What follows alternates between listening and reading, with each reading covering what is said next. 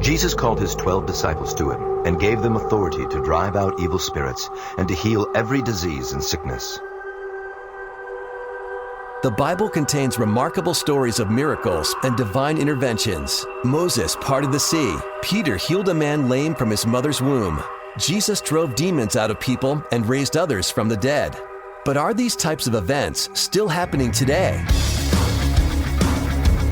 We too have a beam of divine light and guidance that God has put within the heart of every man. And it's one of the greatest proofs that there is a God. More amazing supernatural things are happening than we realize. This is Divine Intervention, the interview show that features intriguing people who've experienced the hand of God in amazing ways. Divine Intervention was created and produced with the purpose of encouraging believers, spiritual seekers, and skeptics alike that Jesus is alive and is still performing miracles and working in the world today. I believe in miracles. Here's your host, Daniel Fazzina. Hello, friend, and welcome to another exciting episode of Divine Intervention Radio. I'm Daniel Fazzina, your host for the hour, and I want to thank you so much for taking time out of your busy day to spend with me to listen to another powerful testimony of what the Lord has done in someone's life. Before we get to our special guest, I'd like to remind you that all of our shows are archived at divineinterventionradio.com and, of course, youtube.com. And, of course, youtube.com/Divine Intervention Radio. And you can also check us out on Facebook, facebook.com/Divine Intervention Radio. Well, friend, today is a very special episode of Divine Intervention Radio. Our guest today is probably the most directly responsible for you hearing this show because it is none other than my dad. That's right, Joseph Fazzina. And he's going to be sharing a little bit about what the Lord has done in his life over his many years, and we're just going to have a conversation, and you'll kind of get to hear where a little bit of background about where he came from, where I came from, and just the spiritual journey that our family has been on. So he is from originally Boston, Massachusetts, where my grandparents raised him and his siblings, and I have fond memories of them when I was a little kid. But we then settled on Long Island, New York, and which is where he still lives today. But I'll let him tell you a little bit about his background as we get into his story. So without further ado, I'd like to welcome my father, Mr. Joseph Fazzina, on Divine Intervention Radio. Dad, welcome to Divine Intervention Radio. It's so great to have you on the show. Well, thanks for having me. I'm deeply humbled, but also honored to be on this program with you. Oh, as a matter of fact, I thought about this for some time. I said, gee, wouldn't it be nice for me to go into my son's program? Because that program is really worth a great deal, And I always think about him and the great work that he's done, and I'm proud of him for that. Well, thank you. Well, that's wonderful, and I'm thrilled to be able to introduce you to my audience because you are the man directly responsible for this show. So that's so. In yeah. what way? Well, if without you, I wouldn't be here. I wouldn't be doing the show. Well, I was only part of it. Yes, I know. So I wanted to have Mom on too when she came out, but unfortunately she passed away just before she was able to come out. We're very sad about that, but I'm glad that you're here and happy to be able to talk to you and get your perspective on things. So why don't we start from the beginning? Why don't you tell the listeners about your background, how you grew up and where, and what kind of family you were raised in? Well, I was from Boston, Massachusetts, and I was one of about 9 children, but unfortunately 2 of them died very young. I didn't even know them, Mm-hmm. So I grew up with 2 brothers and 4 sisters, and a background, we're from, my parents were from Sicily, and so when they came to this country, of course, they were very poor, and they had to work their way up and they raised a family. But, however, religion did not seem to be too much a part of our family. I was the only one who seemed to like to go to church. As a matter of fact, even though I was Italian, the first church I attended was a Polish church. Because my best friend, whose name was Stasiu in Polish, and I think that means Stanley in English, I went with him almost every Sunday, Saturday and Sunday, and I attended some of the catechism classes that they had. And I was even an altar boy in one of those Polish churches. Was that a Catholic church? Or? It was a Catholic church, yes, but there was mostly Polish people who attended it. And they had a Polish pastor who preached also in Polish, and also in English for some of the services. But I remember that was my earliest experience, actually, with religion, and that was Catholic religion. So I was Catholic for a long time, but my origin, as I say, was from that church. And my best friend Stanley, his name was, he was a regular churchgoer. He was a nice guy, very, very religious, but also down to earth in a lot of ways. As a matter of fact, one time I remember that he went to the church and I didn't. And when he came back, he said to me, you didn't go to church with me this morning. I said, I know. He says, you know what? He said, I'm going to get a higher place in heaven than you. And, that I was only about maybe 9 or 10 years old. And that had an impression on me. Yeah. And I said, gee, maybe there is a difference in degrees when you go to heaven. Some are higher than the others. But I really thought about that. And I think that sparked something in me that I wanted to become, more and more religious. So I attended services a lot. I don't actually remember how I transferred from that Polish church to a regular, American church where my family attended very, very scarcely. I was the only one who really attended the services, regularly from my family. But from the earliest ages, I think that I always had my mind in spiritual things. As a matter of fact, I think at one period in my life, I was really very scrupulous, I said everything that I thought was not pleasing to God, and I wanted to please Him, but I didn't know how. So I always thought I was like a, quote, a bad person, I didn't know how to be filled with grace, So I really studied religion a lot, and I studied Catholicism a lot. And all through my life I did that, and I studied the Bible. But then I always had that sense of being scrupulous until a certain point when I came to realize that to be a good person is one thing, but that's not really what saves you. What saves you is your belief in Jesus Christ, and to accept Him as your Savior. And to be a follower of Him means to study to study His life, to listen what He says, and to observe the promises that He makes.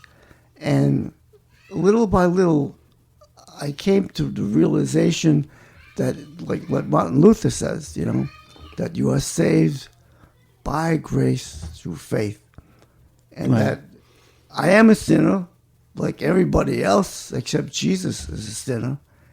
And that's not really what makes you go to heaven. What makes you go to heaven is that you accept Jesus as your Savior, and you try to imitate, His life. Right. And that's a little bit of the background that I had in religion, Okay. Yeah, that's wonderful. And now I remember you telling me that your mom was pretty religious. My grandmother.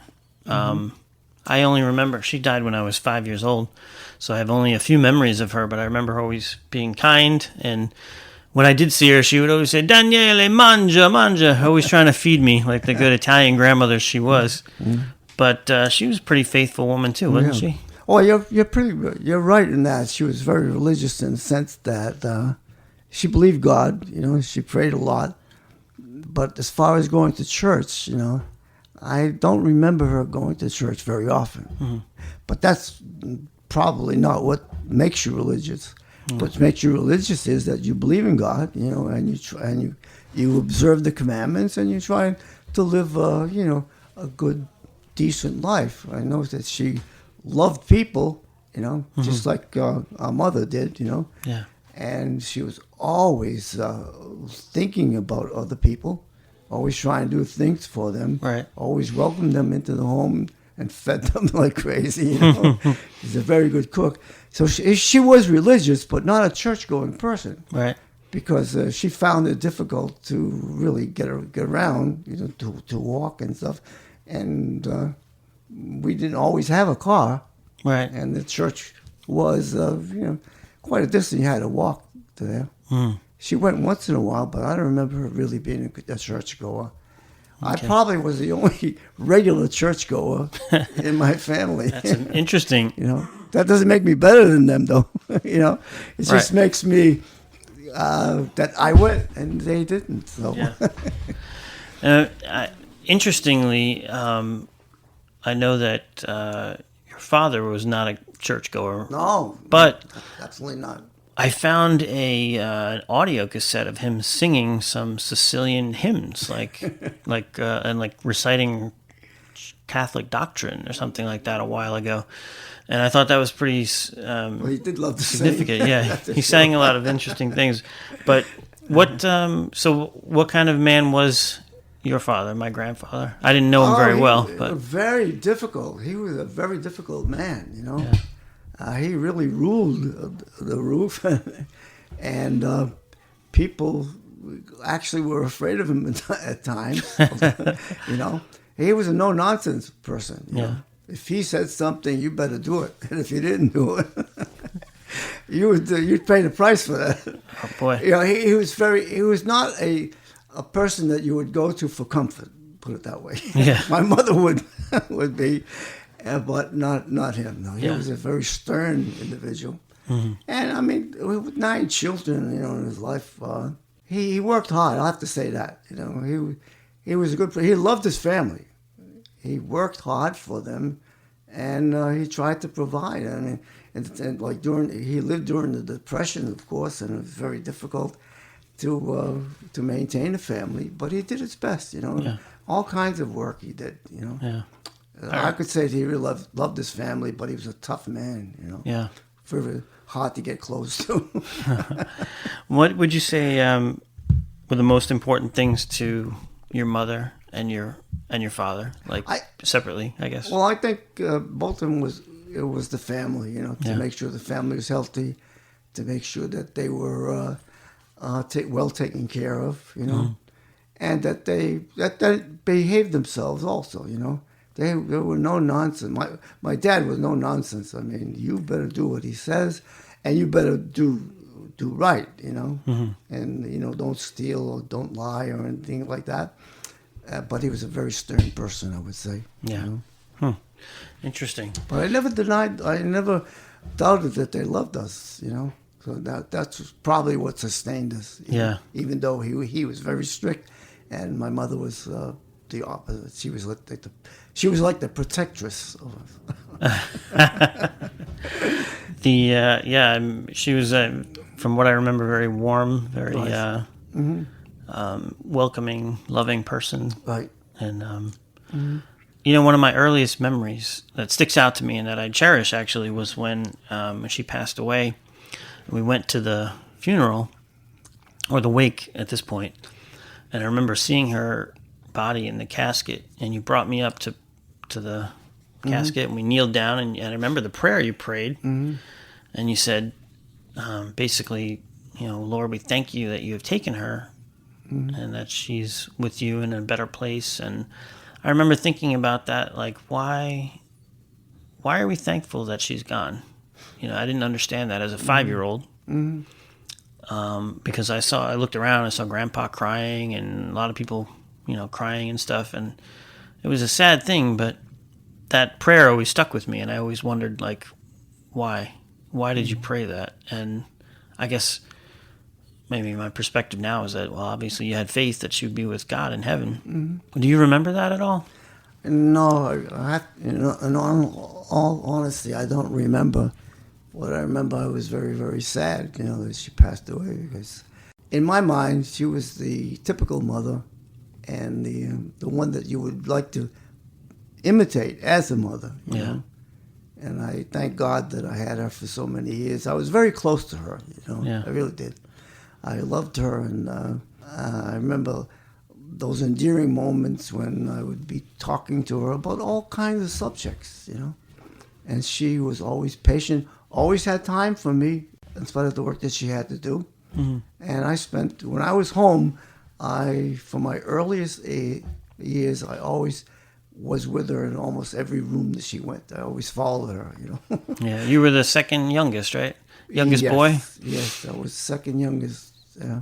My sister Patty was the youngest, right. A couple of years younger than I was, But I always followed my mother around. I remember when I was unable to go out because I was too young, but I followed her from room to room. She was a beautiful woman. Yes. And I remember you told me about several conversations you had with her when she was very sick and maybe toward the end of her life. A couple times we thought she was going to die, but she kind of held on for a while. But do you remember some of those conversations that you had with her? Well, I always told her that I loved her and God will take care of her, And she was she more or less accepted, but she had this feeling that she was going to be lonely without the family, Mm-hmm. And I tried to encourage her, saying that she would be safe, she would be protected, she would be with God, and all the things that happen here below would be forgotten because she would be in heaven and she would be happy, so Mm-hmm. on. So those are endearing moments also, that I cherish. One of the things I remember you telling me about was a comment she had about getting older or something, like we all have to go through things and we get to go to heaven or whatever. And she's like, yeah, I know I'm getting older, but that doesn't mean I have to like it or something like that. Do you remember what she said exactly? Yes, yeah. We were speaking in Italian at that time, actually, I believe. And it went something like this. When you look around, you have your friends, and then little by little, the friends are gone, one way or another. They either move away or they die, Mm-hmm. And I said to her, all of us have to die someday. And she said to me, but now it's my turn, and I don't like it. Mm. So I still remember that. That was tear breaking, actually. Was she? I guess she was ill at that time, or was it toward the end of her life? It was towards the end of her life, and I don't remember really what the state of her health was then, but she knew it was getting close. You know? She realized that.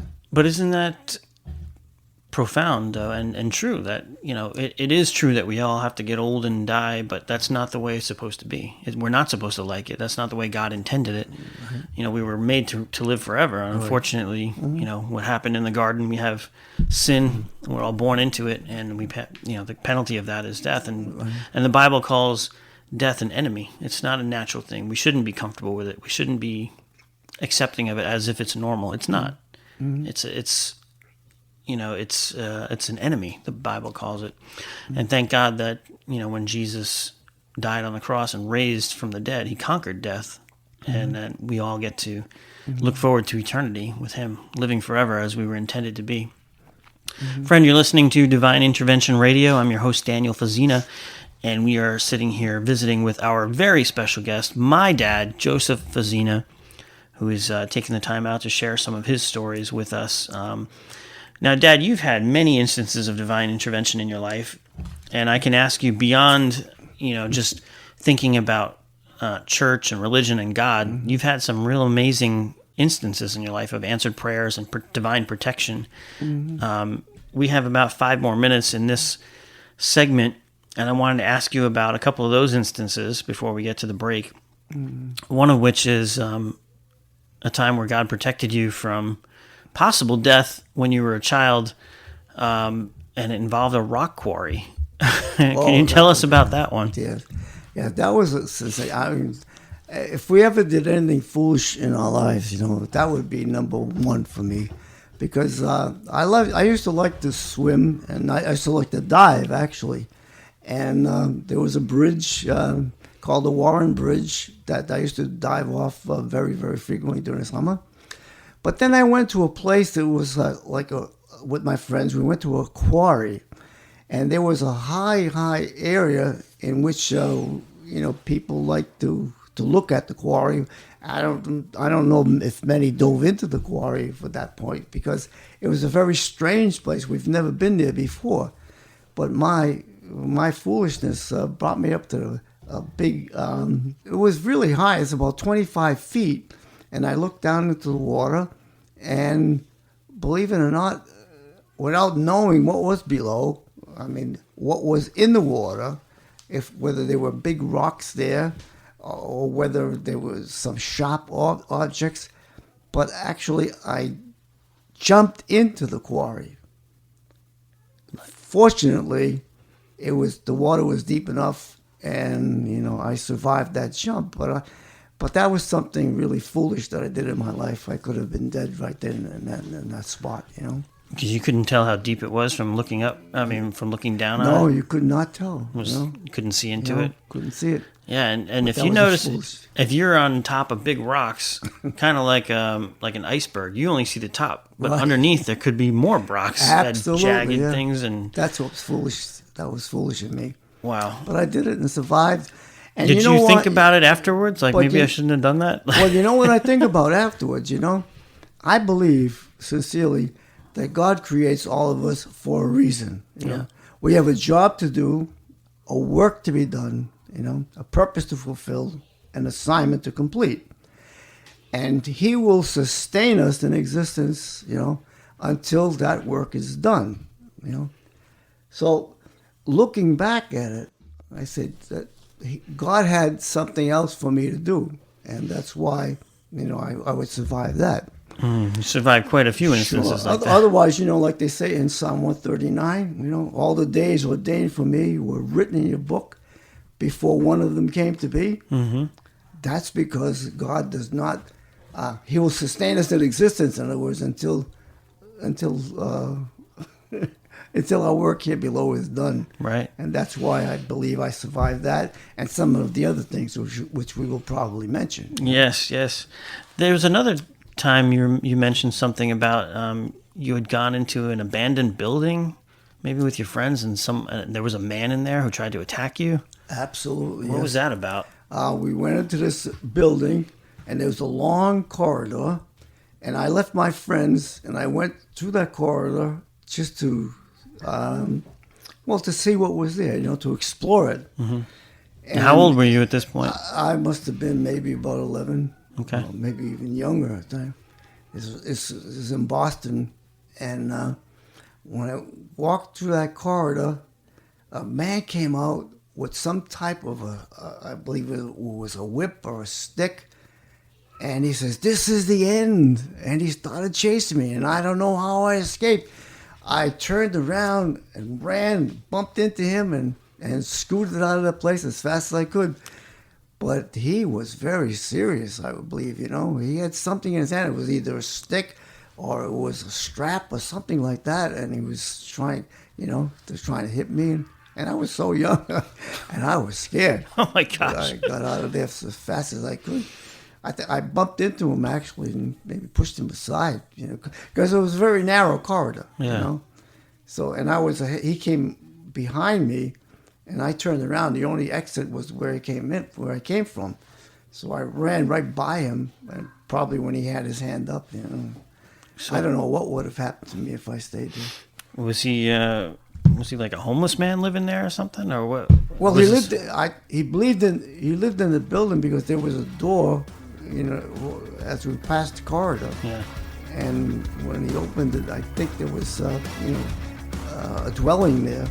So he must have been living there. And maybe he was tired of seeing people come into the room. Oh, wow. But that was scary. Very scary. My goodness. That young. Well, we're going to take a quick break here, but we're going to hear some more of the stories. You've had quite a few divine interventions where God has protected you and sustained you over these years. And we're going to get some of that on the other side of the break. Stay with us, friend. This is Daniel Fazzina on Divine Intervention. We'll be right back with my dad, Joseph Fazzina, after the break. You're listening to Divine Intervention with Daniel Fazzina, and we'll return in just a moment. I believe in miracles. Hey, this is Daniel Fazzina of Divine Intervention Radio. The Bible contains some incredible stories of miracles and divine interventions. Jesus calmed a raging storm, healed paralytics, and even raised the dead. But are these types of events still happening today? The answer to this question, as you will see from reading my book, Divine Intervention, 50 True Stories of God's Miracles Today, is an emphatic yes. Contained within the book is a collection of amazing true stories that attest to this fact. You will read the astonishing first-hand accounts of people who have been healed of paralysis, terminal cancer, and tumors through prayer. You will see the love of God powerfully transform the life of an Islamic terrorist. You will witness the liberation of the demon-possessed, the resurrection of the dead, and much more. Prepare to be awed and inspired as you experience divine intervention. More information about Divine Intervention, 50 True Stories of God's Miracles Today can be found at www.divineinterventionradio.com or by calling 800-247-4784. That's 1-800-247-4784. This is Joan Hunter. You are now listening to Divine Intervention with Daniel Fazzina.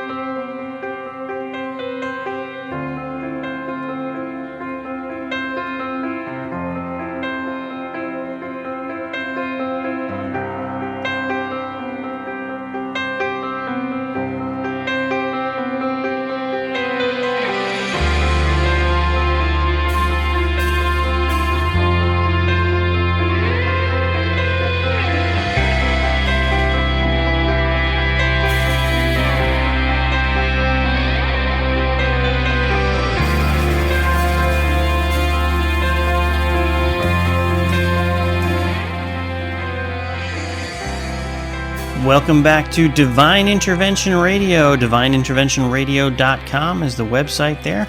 I am your host, Daniel Fazzina, and if you're just tuning in, we've been speaking with our special guest, who happens to be none other than my dad, Joseph Fazzina.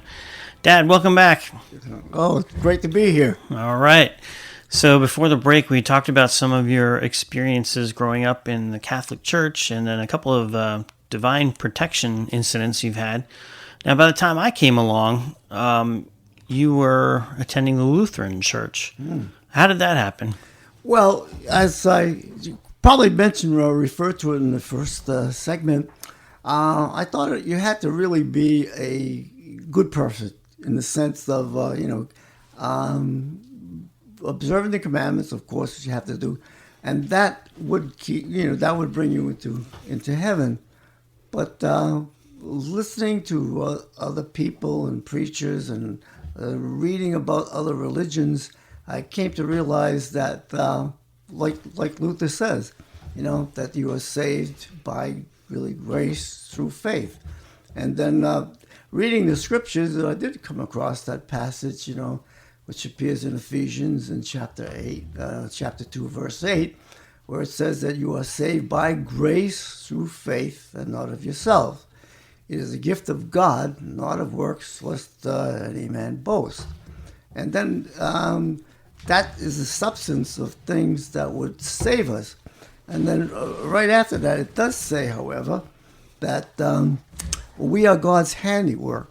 We are God's handiworks, created in Christ Jesus to do the works which He, in advance, prepared for us to do. So it's not for us really to find out what things we can do for God. If we have faith in Him, He will give us the work that He has predestined us to do.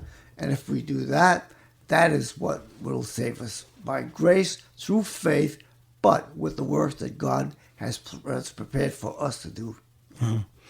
And how did that, but how did you start going to Lutheran Church? You brought me to Lutheran Church faithfully every week. Right. Growing up. Right. So by that time, like I said, you were, because that belief actually is what Luther thought, And when I met my wife, she was Lutheran, and so she brought me to the church, And I found that that coincides with the belief of Martin Luther, that they believe that we are saved by grace through faith, and that's what they preach, and that's what I feel comfortable with, and that's what I truly believe. Like you've said many times, that if you're a good person, okay, that is not really what admits you into heaven, because actually, what is good? Jesus says there's nobody good except God, right? Right. And what makes you a good person is not the good works that you perform, but it's because God loves you, and then you love God and want to do His will. That's what makes you a good person, because we are all sinners, and we have to repent, when we sin, to remain, in the grace of God.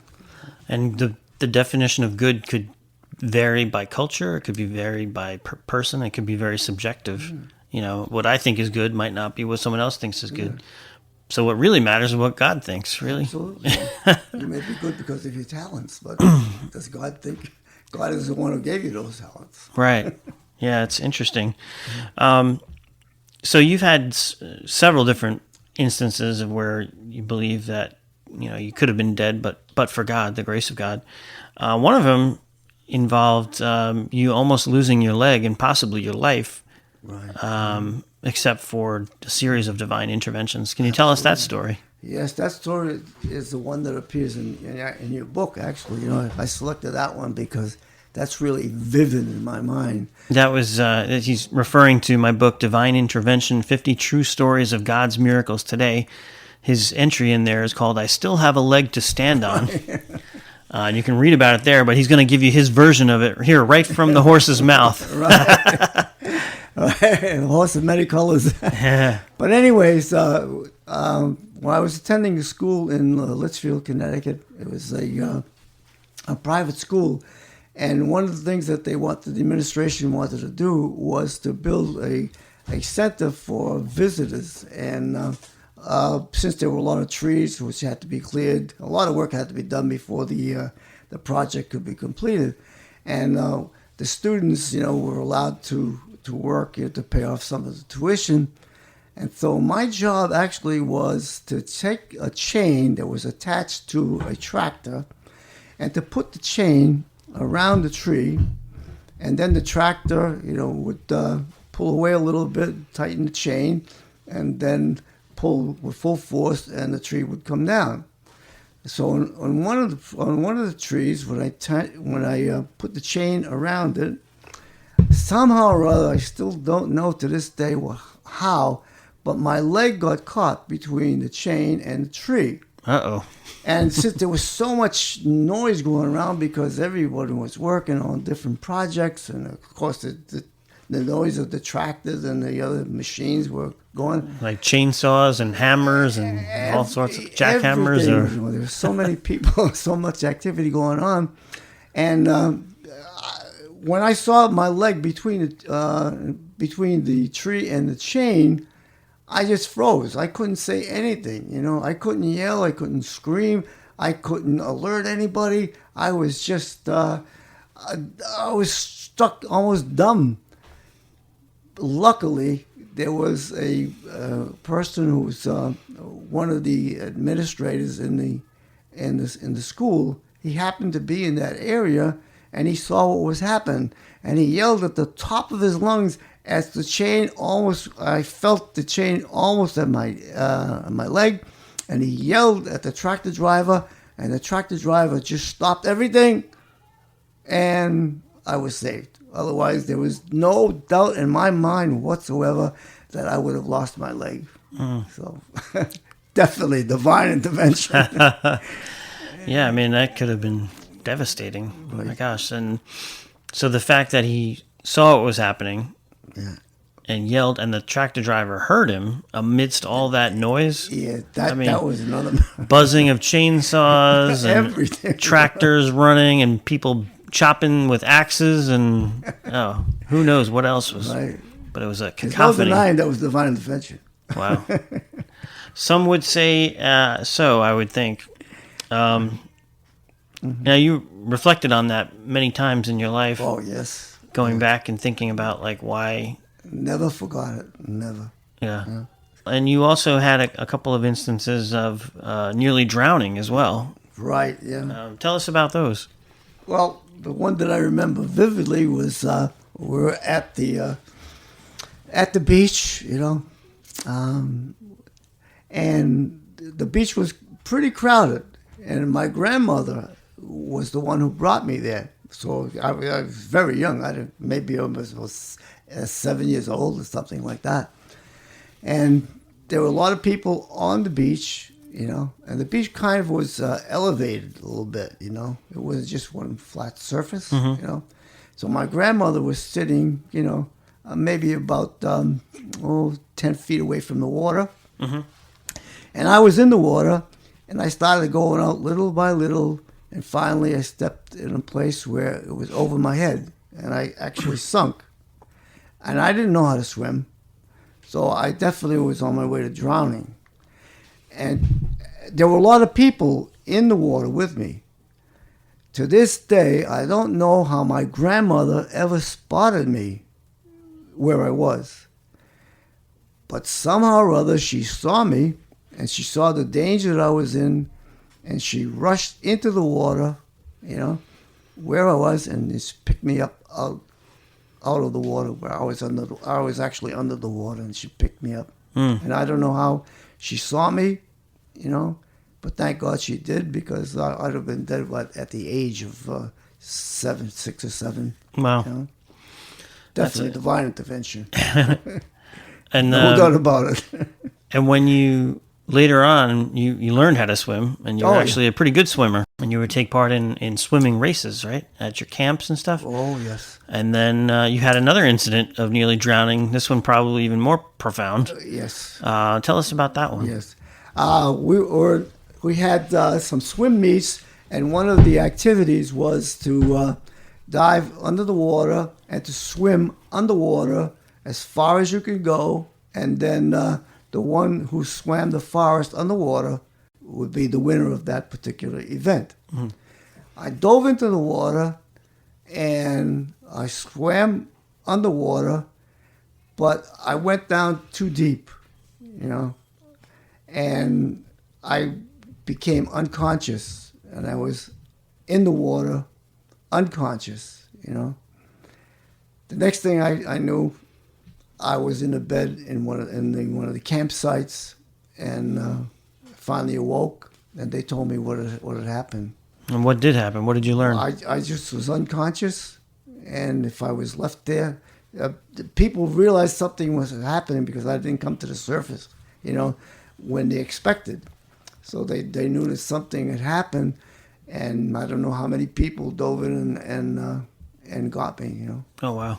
So you don't know? I was actually unconscious, right, under the water. Wow! And the next thing, as I say, what I remember was I woke up. I was in one of the camp beds, and they told me what had happened. So someone dove in and got you. There were several who dove in. Yeah. Well, that's good that they realized that you weren't coming up. So still, my time was not up. Yep. I still had a ways to go. I had not reached the fullness of my destiny. Well, and a number of my days had not been fulfilled. That's right. And as we speak today here, you are 88 years old. 88 years old, right? And, looking back, you've had a long career as an educator, foreign languages especially, teaching high school, college, adult ed, young kids, elementary. When you look back on your life, what do you think is your God-given call or destiny? Oh, my God. I think I must have been called to be a teacher. I've been teaching all my life. Mm-hmm. Like you said, all ages. And I loved it, And it seems as though, there's so many people, so many opportunities I had, to find a purpose in life, and to be a part of the life of thousands of people over the years, Yeah. One of the greatest privileges I had is to be able to minister to people like that, all kinds of people. Yeah. And the time went by so fast. I know. It went by so fast. It does. does go by You quick. realize that I started my student teaching in, I think it was 1955. Wow. I did not know that. A student teaching, yeah. 1955. So, yeah, that's a long time ago. That's Now, a here we are in long 2021. time ago. I can't even do the math, but it's a long time ago. Yeah. And It was great, though, you know. And I was happy to be able to make an impact on some people's lives anyways, you know. oh yeah, I've had many people talk to me about how they had you as a teacher and how they loved you, and it was a privilege and an honor for me as well, because you have such a great reputation among students and the faculty and everything, and it was amazing to me to see that, because you've always been like very positive and happy, and you always like to make people feel special. And you know how to do that. To God be the glory. To God be the glory. To God be the glory. And it was an honor for me, because when I remember I would tell people in the neighborhood, it seemed like everywhere we went, you ran into somebody you know, and they were always happy to talk to you. Mm-hmm. And, you know, the neighborhood we grew up in the different communities. But when I would talk to adults, a lot of them, when they found out I was your son, they would be like, "Oh, he's so wonderful." And I would incur special favor just because I was your son. And you know, now it's the opposite. Now when they find out that you're my son, they say, "Oh, he's so nice on the radio. Oh, what a book he wrote." You know? Funny how when are we things going to work. meet him? That's funny. So it's a mutual admiration, we would say. Yeah, it was a good thing. Well, you know, I always appreciated just how you treated people, you know, and it made a big impact on me. One of the things I always remember that you probably don't, but walking through the halls of Longwood High School where you taught and where I went to school, and I remember you walked up to the custodian, one of the custodians there, Yvonne, and you just said, "Hey," big smile, and, "Hey, how you doing? Hello," and engaged. And I just saw her light up, like just her face just beamed, you know. And you know, let's face it, a janitor, a custodian is kind of a lowly position, very humbling, right? Most people just walk by and then don't even pay any attention. But you weren't like that. You valued the person, and I always admired that about you. So thank you for setting that good example for me to try and emulate. Really appreciate that. Thank you. Friend, you're listening to Divine Intervention Radio, and I'm here with my special guest, my dad, one of the men most directly responsible for this radio show. And we're talking about some of the instances that he's had in his life about how God has protected him and just worked in his life. Another really profound and definitely a situation that stands out in my mind is the circumstances surrounding when my mom got injured, you know, cut her arm really badly and almost died from it. But there were several instances of God's hand showing up through that and preserving her and everything. That was back in 1984, I believe it was. Can you set the stage for that and tell us what happened that fateful day? Well, I remember she was taking the dog out, you know, for to have him do his business, and then when they came back, you know, from the yard, somehow or other, Gwen, which was my wife's name, her foot got tangled in the what do you call it, the Leash or the line? The leash, yeah. Her foot got tangled there, and she fell, and she tried to support herself on the door. Unfortunately, half of the door was made out of glass, and she hit the glass with her hand so hard that the glass broke and cut her arm severely, you know, right on the wrist, actually, a little above the wrist. And it was bleeding. It was an artery, actually, was severed, you know. So, of course, thank God I was there, but because we had that was a Saturday, and we had the Saturday off. There was no baseball practice or anything for the Little League. Yeah, normally you and I would have been out. Right. Right. Yeah. practicing Little League. I don't know. So that was another divine intervention. It happened on a Saturday when I was home. Right. You know? And I was not home. Right. I was staying at my best friend Jack's down the block. Normally, I would have been there. Right. And so or out with when you. I saw she called me. I was in bed, I believe. I got up, and I saw what happened. I put a tourniquet on as soon as I could, and then got into a car, and we went to a doctor's office, which is only about 5 minutes away, But doctor saw it. He says, "No, I can't help her. She's got to go to the hospital right away." So he called the emergency. They came. They brought her to the hospital. And luckily, there was the doctor there who was highly skilled in this type of situation. And he sewed her up, No, he wasn't there. They had to page him, right? He was at a function. Mom said he was at a function or going to the function. He was in a tuxedo. He had a tuxedo on, yeah. But they knew what the danger was. It was an artery that was severed, So thank God everything fell into place. Definitely divine intervention there. Because they were able to get him 10 minutes later, he wouldn't even have been around. He would have been at the function that he was going to. Mm-hmm. And I think part of the miracle was that I was not there because I was like 9 years old, and I would not have been any help there because I'm not really good with blood. Yes, but you're very good under pressure.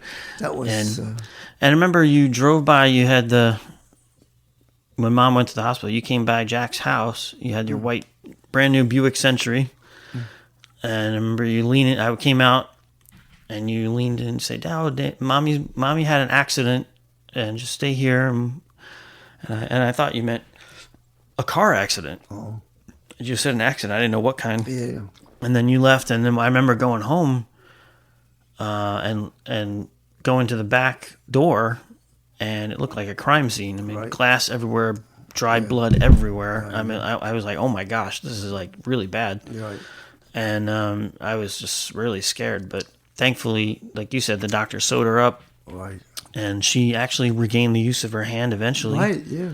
But she had a massive scar on her wrist, from like pretty much from the bottom of her wrist down to the middle of her arm. Actually, yeah. And I was like, wow. And she had therapy for a long time, but eventually she did recover. But she could have, I think she probably had to get blood transfusion because she lost a lot of blood. Probably, yes. Because it was a lot of blood. Mm-hmm. So. But, wow, yeah, that's just, and Mom recognized that the way God orchestrated things, the doctor being there and different things that happened. This is way before cell phones and stuff. And being home. You being home, me not being home. There's a lot of circumstances that happened. Like that, So it's a beautiful thing. And once again, destiny, right? That God, God keeps you here in this life until all your work is done. Until you fulfill the number of your days, as they say. That's right. So, Dad, we got about 2 more minutes, but if there's someone listening to this interview right now, maybe they have doubts about the existence of God, or that He's there for them, or that He loves them, what would you want to say to them? What comes to mind is a quote from Søren Kierkegaard, who was a Danish philosopher and theologian and so on. He says, it's a shame. Life can only be understood backwards, Unfortunately, we have to live it forwards.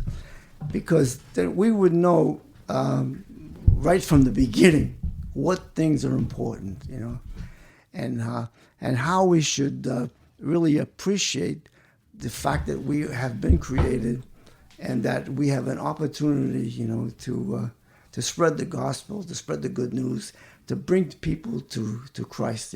I would like to say to people who are listening to here that there is nothing as important as preparing for eternity.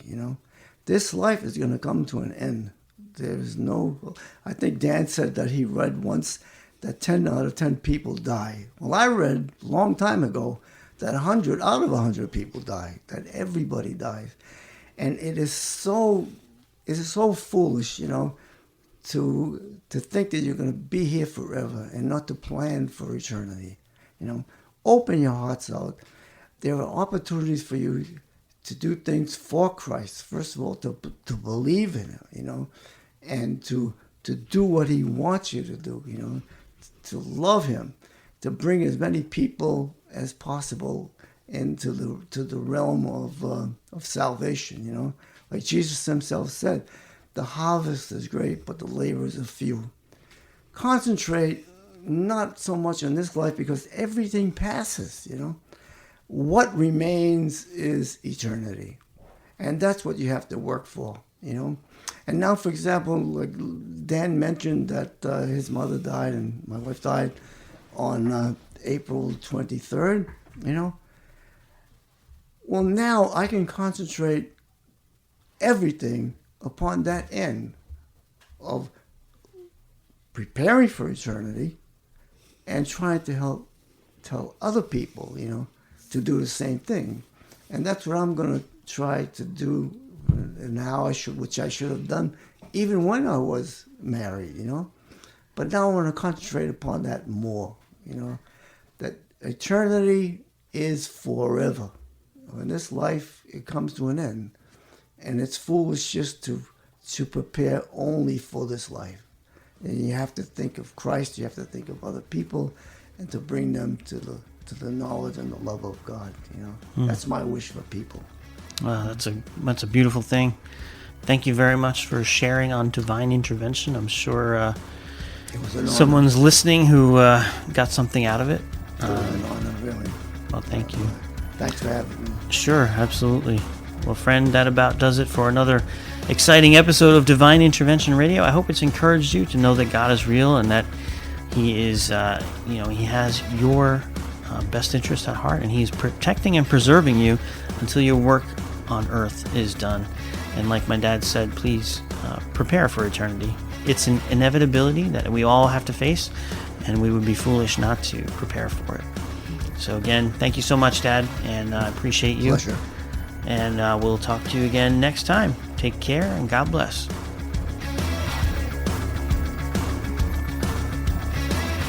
You've been listening to Divine Intervention with your host, Daniel Fazzina.